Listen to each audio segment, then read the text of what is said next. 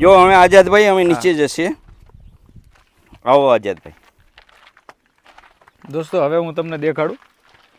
1 minute સાહેબ. હા, જો આ સાહેબે બાંધ્યું છે ને કઈ જગ્યાએ ઠેઠ સાહેબ આ અનાજ પહોંચાડે છે ને એ તમે જુઓ.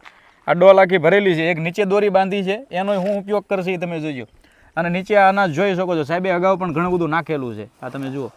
અને હવે અહીંયા આ બધા પક્ષીઓ જો હવે ઉડાઉડ કરવા માંડ્યા. અહીંયા તમે જુઓ, હવે આ બધા અહીંયા આવશે. ખરેખર દેગામા સાહેબની આ કેવી જબરદસ્ત સેવા છે, આપ જોઈ શકો છો દોસ્તો.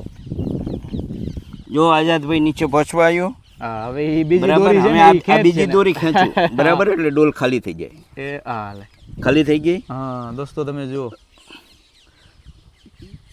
વાહ વાહ દોસ્તો, આવા 10 સ્તંભ છે. એ 10 સ્તંભે આવી 3 ડોલ નાખવાની. અને એક ડોલની અંદર કેટલું અનાજ હોય સાહેબ? આ એક ડોલની અંદર 3 કિલો અનાજ સમાય છે.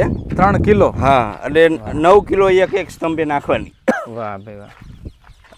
એટલે એ 90 કિલો થઈ. હા, 90 કિલો થઈ. અમે 3 બચકા લાવીએ આપણે.